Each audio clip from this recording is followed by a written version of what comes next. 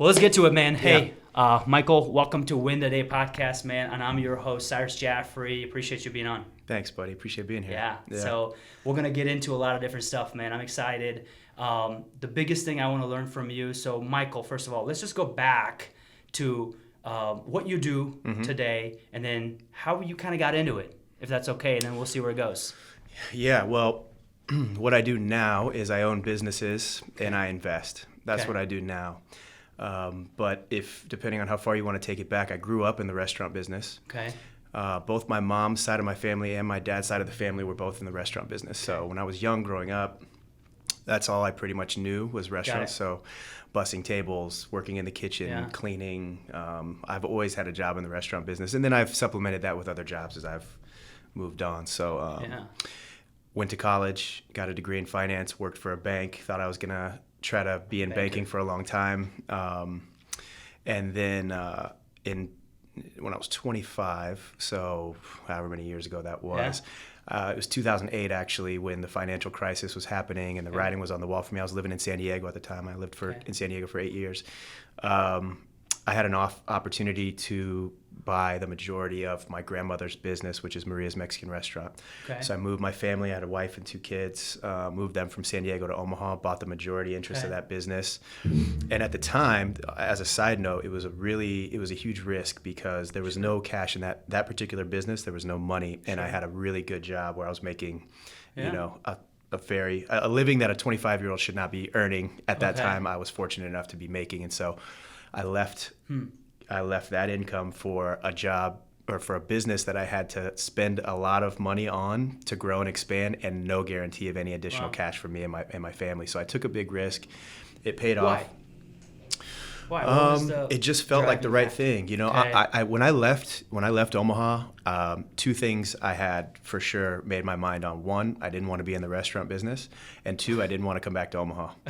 And, 8 years later, I did both those things I swear I wasn't going to do. So it felt right, man. The timing was right. I also felt an obligation to my family. A family business is interesting because the succession plan isn't always clear, right? There's a lot of businesses, and you probably see it in your business too, right? Where a guy or girl builds up a business, there's no succession plan, and then what do they do with it, right? It dissolves, or they sell it, or whatever. So I felt as an obligation, just the way my family is, I was the person that if this business was going to continue, it's going to be because I moved back and did it, and there wasn't really another solid plan, in my opinion, right? That's awesome. So I felt a bit of an obligation, and then once I did Maria's, then did another smaller Maria's inside the Ralston Arena. Then I did Moolah, and then now Taco Co. And, there is you ever heard of, I'm sure you've heard of Robert Kiyosaki, right? Rich Dad Poor Dad. I'm not endorsing anything he does, but he has this quadrant that I feel like is really applied to my life, right? You start off as an employee, then you're self-employed, means you own your own job, right? But you still have to work it. That's kind of where I was when I started Maria's, right? I was self-employed, but I had to work it. Then you go on to be a business owner, which is now you have the systems and the people in place where it's producing cash flow without you having a job specifically, right? So I don't have to make the food. That was probably I don't have to. Moolah. Like when you got to Moolah, you were probably at that stage. Actually, every time I start a restaurant, I go back to self-employed because in the beginning, it's important for me to know everything about that business before I start to dial in the processes and procedures to be able to hand that off. So for me, in the beginning, it's always me as the person, doing the damn thing. So writing the recipes, doing the procedures, managing as much as I can. But then there is a shift at some point because the idea is not to stay in that quadrant. The idea is to bring in a high quality manager and allow them to do their thing and provide the support and oversight, right? And then the last quadrant is investor. So I'm in between the business owner and investor part of my career right now, and I've certainly paid my dues as an employee, and I'll shift back to being self-employed as I grow new things, right? So if I decide to do whatever it is next, I'll go back because I like to be in the trenches with the goal of shifting back into a business owner and then taking proceeds from that and investing in other things so that's kind of been the flow of my career. Interesting. And so that's awesome. Yeah. Good for you, man. So now you're on so you have 3 right now. Called 3.5. 3.5. 3.5. 3.5. Okay, so I'm curious, man. So when do you feel like, okay, it's time to bring on a manager, right? So like you got Moolah. You ran Moolah for about a year. Let's say you're like, in a year, you're like, all right, now it's time. I can step out. Like, when do you know to step out of your role? Because that's what a lot of business owners have a hard time with, and I have a hard time with. Okay, I'm like, I'm ready, but like, am I ready? You know? I do. I don't know. For me, the idea is to hire some key people at the very top that are underneath you, right? If you're looking at an organizational chart, that are assistant managers and or managers or have tremendous management potential. Got it. And as you're going through those first year or two, you're bringing them along for the ride. Okay. And hopefully, if it's the right person, they'll have the ambition and the talent and the skill to want to take over that role eventually, right? Yeah. So it's really a team thing. It's not something I can necessarily drive, or there's not certain specific. For me, it's always been cultivate the talent in the beginning. For instance, a good friend of ours, right, manages Moolah. Absolutely. And it was a mutual thing with him wanting that position, him knowing that he was going to step into the guy who's going to be running this business, and then just making sure he's got all the things in place to be able to get there when the time is right. So, it's not like days on the calendar. It's more of there's a little bit of a feel to it, I think. For sure. So all three different. Or 3.5, they're all different, right? So like, is the same handbook that you have for Maria's is not going to work for Moolah, I'm assuming, or is it going to be the same systems and process? So here, all of our agents, like, I don't care who you are, man, but like, this is how you're going to talk to a client. These are the words you're going to say. These are the 5 questions you're going to ask, because we know that's what's going to make you successful. We've done a lot of research on this. Is that the same thing in the restaurant industry as well, you think? Or? I think so. I think there's a lot of things that are repeatable. Okay. I think you also have to account for the culture of the specific business, right? If you walked into a different, Cyrus Jaffery location, maybe the walls are painted differently, the type of clientele is different based on the neighborhood. And so you may take those same format, but there might be a little bit of adjustment you're making to the specific demographic, right? So I think at the core, what we want to do is have a very repeatable business, but you got to account for the difference in the culture and the identity, right? Or else it gets lost. So it doesn't feel cohesive. It doesn't feel like it matches, right? Because if I tried to just copy and paste what I do at Moolah at, say, Taco Company, it's such a different thing. It wouldn't feel as authentic, So you got to make those adjustments, I think, for the specific identity of that business. Sure. Yeah, but there's definitely some tried and true things that you have to do to be able to deliver a good experience for a guest, right? No, 100%. At the core. And how do you look at these opportunities that come to your table? Like, so do you have a specific thing in mind that your next adventure is going to be? Do you have some things in mind while you're sending a podcast? You're like, oh, that's a good idea. Or do you stick to your lane? It's the restaurant industry and that's about it? Or if other opportunities come to mind, how do you tackle those? So a couple things. As far as restaurants go, I say no to 99.9% of every opportunity, because I feel like, for me, one of the keys for how I've gotten to this point in my career has been discipline. Okay. It's really easy to get excited about opportunities and locations and partnerships and whatever. And the more success you have, the more those opportunities come, right? For sure. The more people come calling and want to be a part of what's moving forward. So I say no to most things, but I'm also an ideas guy. So I have 4 or 5 concepts at any given time in my mind. I travel a lot. I'm taking notes from what's going on around the country. I'm following other people on social media to kind of see what the cutting edge and creative stuff is. But I'm also realistic, and I don't. For me, I don't want to make any strategic missteps at this point in my career, right? I mean, I could probably fail a couple times in the restaurant business and still go back to what I have right now. I just don't want to. For sure. So maybe I think some of my mentors might say I'm a little overly cautious and maybe too disciplined, but for me, I'm comfortable there. That's in the restaurant business. And I do have some things that I'm just waiting for the right opportunity, man. It's got to have some soul to it. If it doesn't make me excited, people ask about doing a Moolah out west, and I think we would do great out there, but it's just, you look at the building that we're in, the area, there's some soul to it. You know what I mean? I don't want to do something that doesn't get me excited and doesn't have the character. For sure. I don't know. It's got to really get me excited to do it. It's not just about the money and having another stream of revenue, because you can do that. One thing I know for sure is you can get another stream of revenue without working as hard as you do in the restaurant business, right? So for me to put that amount of work and time and passion in, it's got to really get me excited. It's got to wake me up in the morning, and I just haven't found that next thing yet. I have a lot of ideas. I just haven't. It all has to come together. The location, the timing, the right people. Everything's just got to kind of. For me, that's how I like to do things. Maybe that's not the right way to do it. There's certainly a lot of other restaurant owners that have 10 locations that are doing awesome, and they do things differently than I do. But me, even the concept of Moolah itself, the only reason I did that is because I wanted a place like Moolah in Omaha.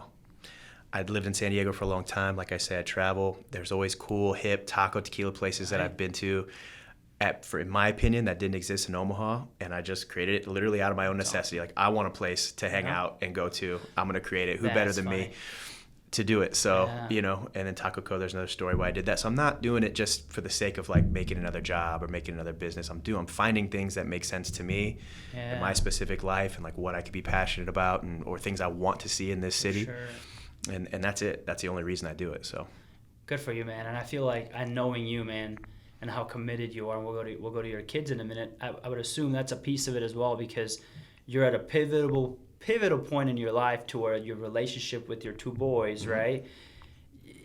It's gonna take some time, and if this business is gonna take more time away from your kids, it might not be worth it. I'm assuming. That's 100% of it, man. Okay. And you know, you and I talked off camera about the importance of family. My whole motivation is my family, my kids, you know, specifically.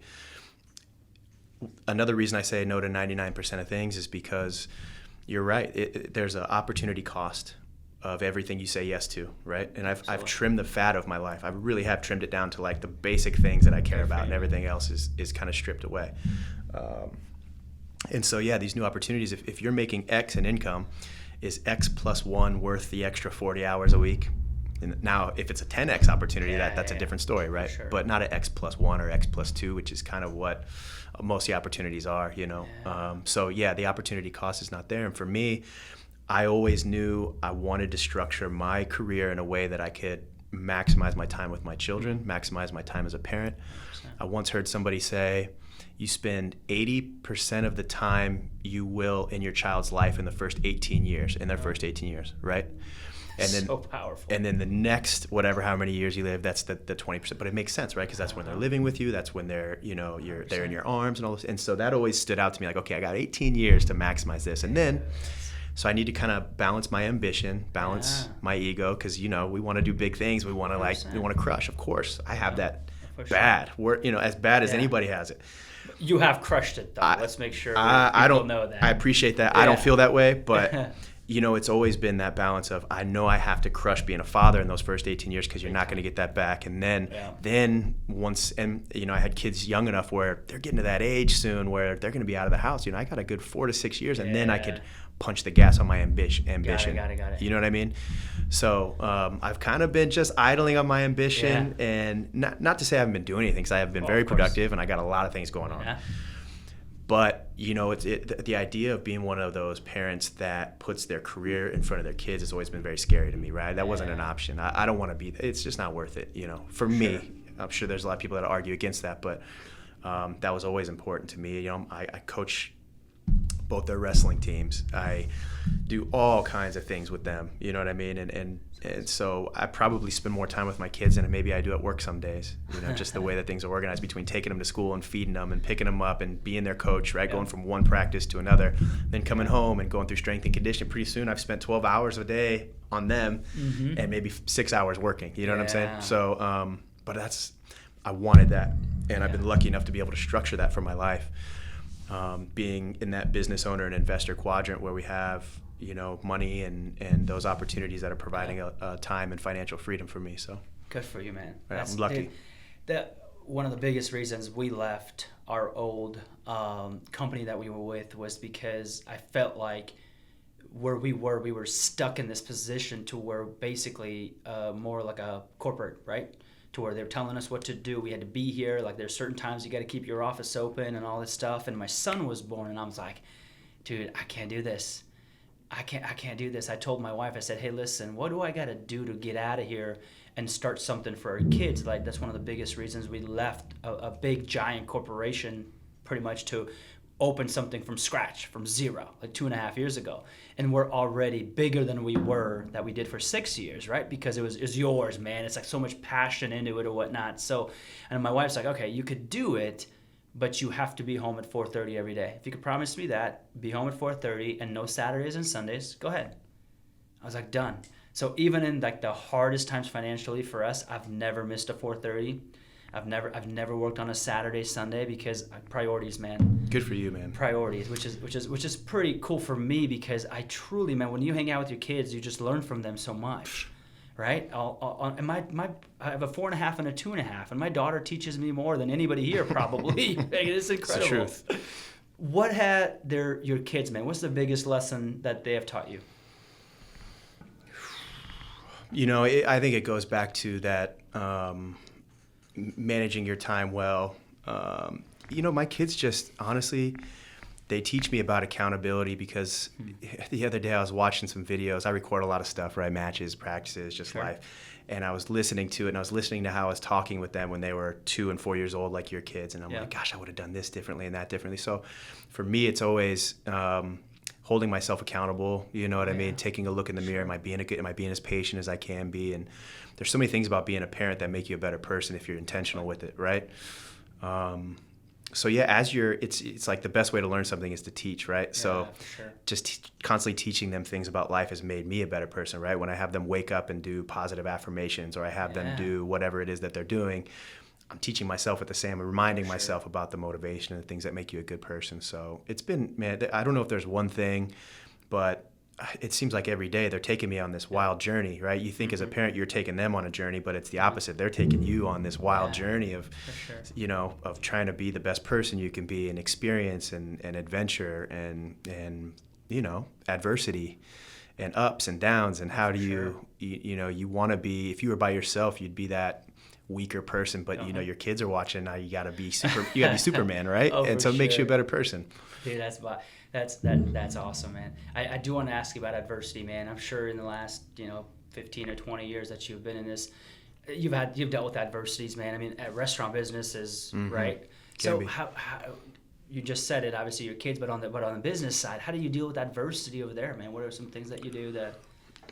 I think the best way to deal with adversity is to be prepared. Okay. That's my thing. With my kids, with life, with business. You look at, say, last year or COVID, right? That was big adversity for the entire world. Still is. Yeah. The people that made it out, and I'm generalizing. For sure. I don't want to make anybody feel bad, but if we were to generalize, we'd say that the people that made it out good or better were the people that were most prepared, right? Oh, for sure. They were most prepared financially. They weren't loaded with debt. They had great cash flow or cash reserves. Sure. They treated their people really well prior to COVID. It wasn't like COVID came now all of a sudden they care and want to retain employees. Absolutely. Right? They invested in their companies. They invested in being competitive. They invested in their guests or their whatever product and service they were selling. So, it's about preparation. Same with life. Same with, my kids go compete in sports. Sure. When things get tough, the person who's best prepared for that moment wins. Yeah. Any struggle, you get in a fight, the person who's more prepared for that fight through whatever it is, they're ready, to handle that situation. So it's about preparing for the things, being prepared ahead of time.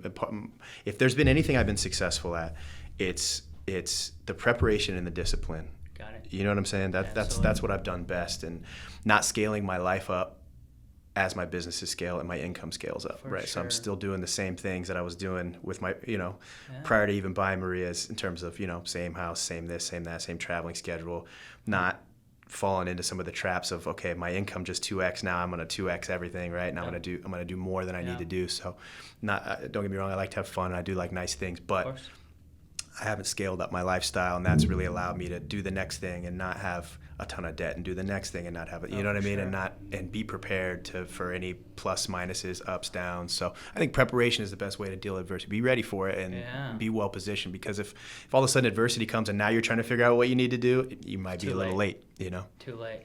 That's a great answer, man. That's a great answer. Appreciate that. I want to go over to mentorship. You did say you do have a couple mentors, right? So what are you doing, man, on a daily basis? Because your schedule is packed. You got a lot of things going on, right? So you got time block and all that stuff that you work on, I'm assuming. Do you have some mentors, and how do you feel about mentorship in any industry, right? It doesn't matter. It's been a key for my success. Okay. Mentorships, and we can put that into relationships in general. Okay. Right? Relationships has been the key, one of my keys to everything, to my happiness, to opportunities. Every opportunities I've had have been based on relationships. Every single one of them. I can retrace exactly who introduced me to so and so and how I got this opportunity, whether that's investing or whatever it is, right? Outside of the business. Every restaurant I've been a part of. Mentors specifically, you got to have it. You got to have people that have been there, done that you look up to. that hold you accountable. I think that's one of the most important things a mentor can do. Because if I sit down with somebody I care about and look up to and I say, hey, this is what I want to do, I better be able to follow through or else I'm going to lose some credibility in that person's eyes, and I don't want to do that, right? It's different than going home and telling your wife or your buddy, eat right over a beer. That's a little different. It's still good social accountability, but something about having some mentors that have some wisdom and advice. But yeah, man, it's been so powerful for me. Powerful for me over the years. Yeah. Good for you. What else do you think would attribute to your success? I mean, podcasts or reading, like all that. Some other things potentially. All those things, man. Okay. All those things. I mean, I listen to tons of podcasts, read as much as I can. I feel like this. It's motivation and clarity feel great when you have them, right? When you're crystal clear and you're super motivated. But it's like fleeting, right? You can't quite hold on to it. So it's like an everyday thing. If you're going to build something into your schedule, you got to find something that, for me, I play mind games. Okay. I play mind games with myself. My kids think I'm crazy. Even when I'm in the gym, right? I'm playing mind games with myself, like coming up with scenarios about all kinds of things that get me fired up to do that next set, right? Or even with business, it's like how I'm trying to constantly capture that feeling of motivation and clarity every single day. And sometimes it's like picking up a book, reading a chapter, putting it down, and I got it. Sometimes it's just putting on the right podcast. Sometimes it's talking to a mentor. Yeah. Sometimes it's just playing mind games with myself, thinking about my competition, right? Like, dude, they woke up an hour earlier than you today, right? They're getting after it. They're gonna move next door to you and build, a Mexican restaurant, and they're gonna take you out. So how am I gonna take myself out? What am I gonna do to be, so I play games. I gotta be prepared. So I'm playing games with myself to keep myself motivated. Otherwise, it's here, and then it's gone, and then you're back to. That's how it's been for me. I'm sure there's some people that can ride, stay motivated, but for me, it's like I gotta constantly maintain my motivation and my clarity. I feel like the more podcasts, the more books. We read one book a month as a team. Like our team, that's a non-negotiable for us. It's like, hey man, like you got to read this book. Everybody in our organization, and then we go over it. Give me one thing you're going to implement from the book, and then one thing that you really, really liked. Yeah. After the month is over, man.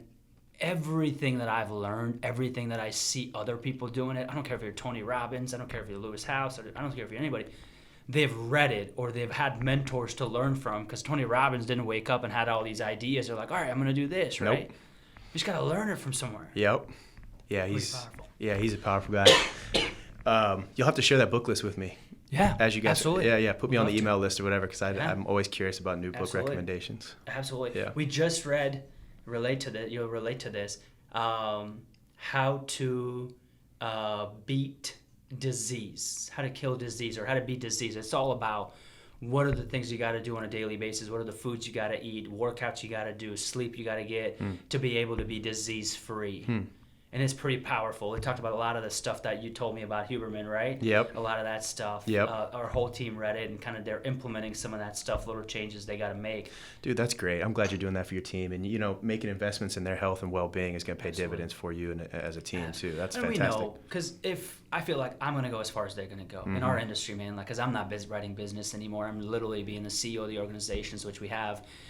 I can't sit there on a daily basis and do it. So I feel like I get my wins from their sales and from their wins potentially anymore. Yep. And it's just been so fun. The more books they read, the more podcasts we listen to, the more culture we build, our production just keeps going higher and higher and higher. It's incredible. Yeah, and their well-being probably with it, right? Because it can't always be about business. It's got to also be where you're getting the health and the vitality to be able to do all that stuff. So that's awesome. And being a good human being, and I praise this all the time. Like, guys, like, you can write all the business you want, but if you're not a good human being, you're not a good father, you're not a good husband, you're not a this or that, like, I feel like they gotta relate. I feel like the more books you read, the more podcasts, you're literally gonna be an overall good person. And that's just a no-brainer. So pretty powerful.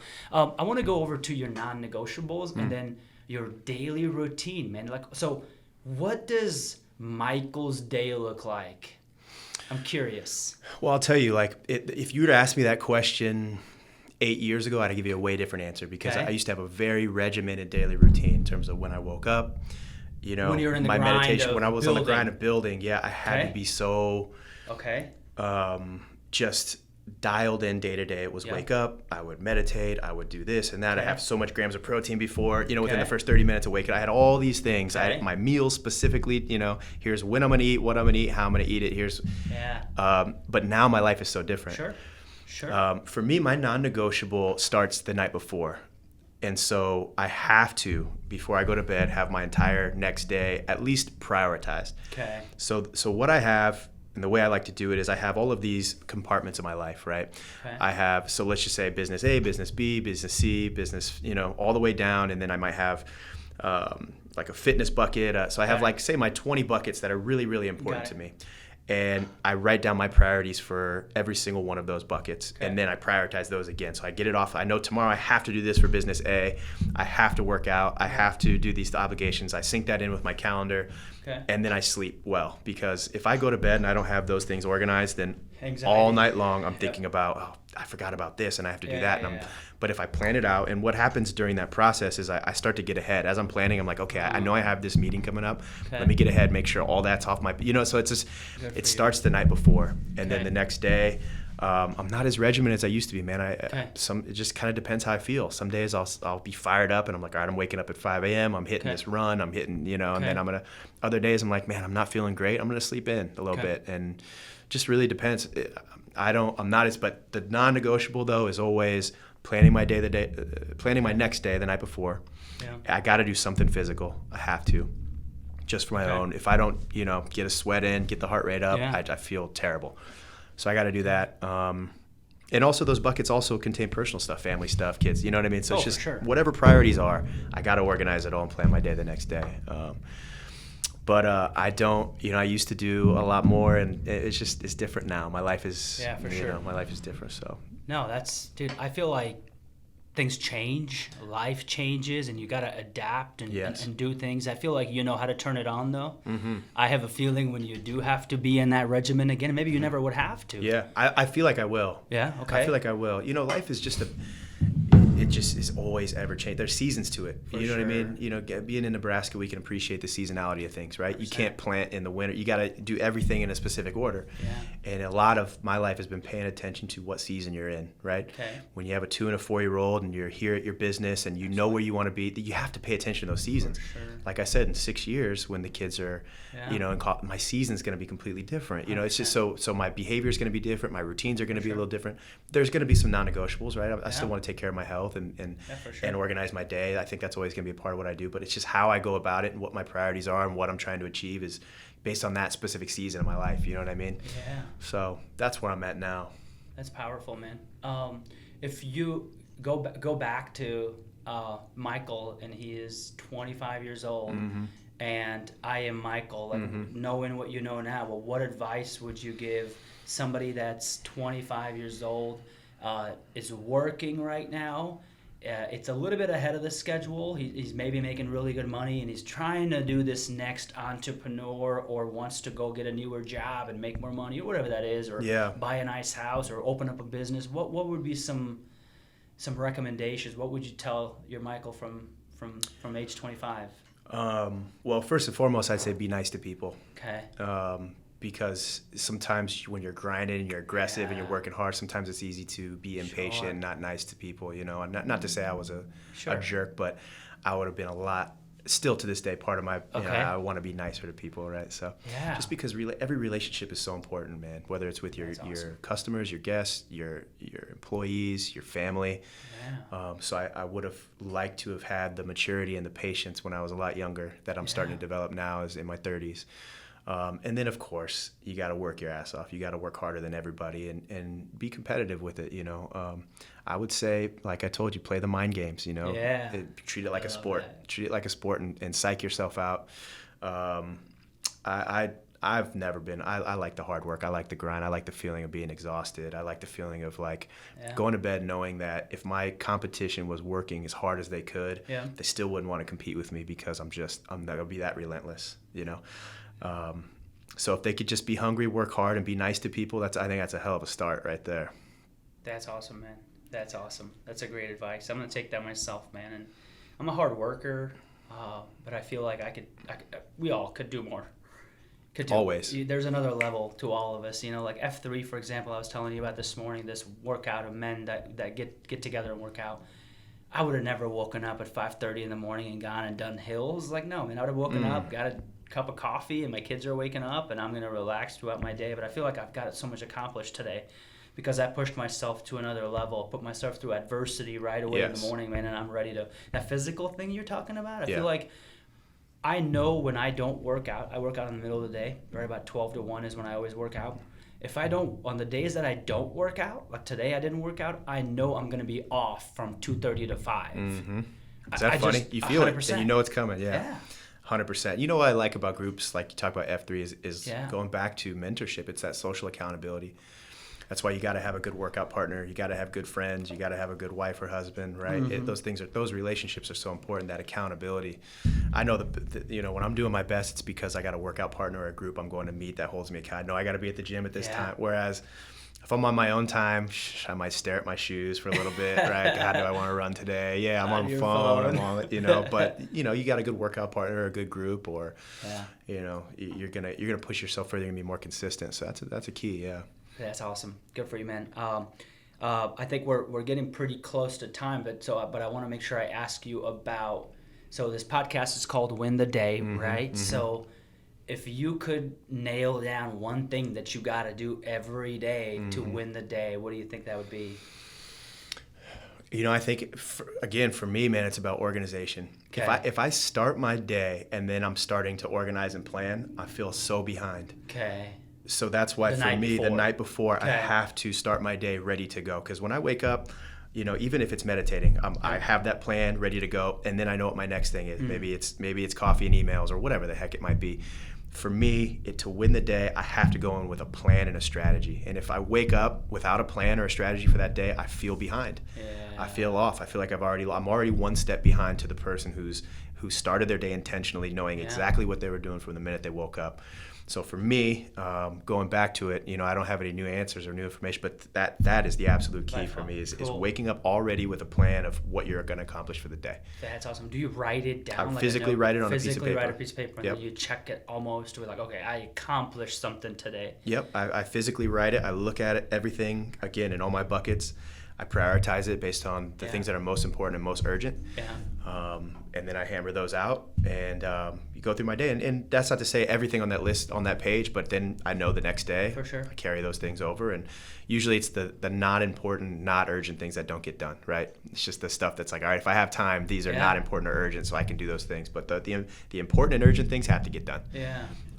And then if you go into your day, you can put those right at the beginning of your day, hammer those out, and by lunchtime, you've already done the important and urgent things. You've already been intentional.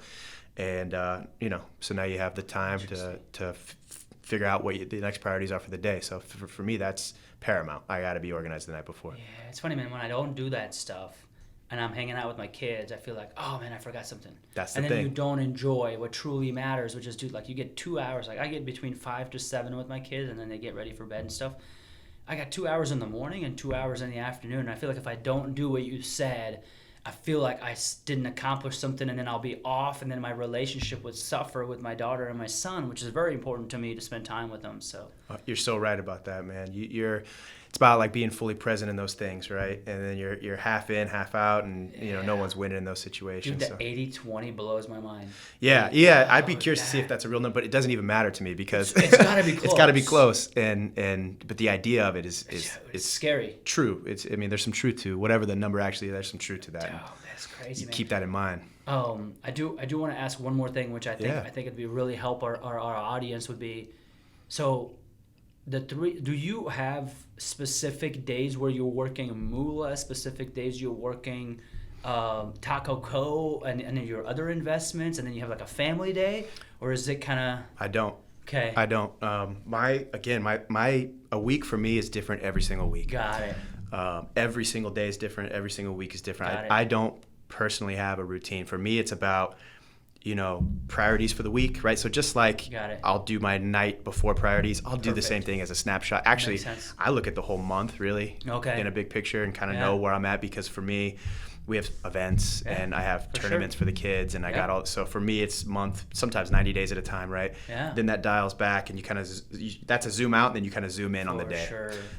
So it basically depends on the priority. My business, it's a lot about managing, equipment and people. and products. For sure. So, I could wake up and an unforeseen, the dishwasher goes out, an ice machine breaks, a piece of key equipment goes down. So then I have to make those adjustments in my schedule and have the flexibility, or somebody doesn't show up to work, right? So it's equipment and people that or pandemic hits, and then you're like, all right, let's go. Let's get to work. Yeah. So my personally, I think I have a really unique situation where every day for me is a little different. It's all driven by what's on that paper. What's my priority for the next day? If I need to be in the kitchen somewhere, I'll have to do that on Thursday, right? If I don't, and I have, I'm on the city council for Ralston, maybe I have a city council meeting that day. Oh, sure. Or something else comes up with the kids, or personally, or maybe I have, a commercial property that needs some maintenance, so I'll go hit that on a Saturday or a Sunday, right? So every day is different. I kind of like it that way, though, to be honest. Sure. It's nice to be less about having to be somewhere, more about what needs my time and attention on a day-to-day basis. Absolutely. And just focus on that, Absolutely. That's awesome, man. Michael, that was a lot of fun, man. Good. I appreciate you being on. Yeah, appreciate you. Appreciate the invite. It's fun stuff.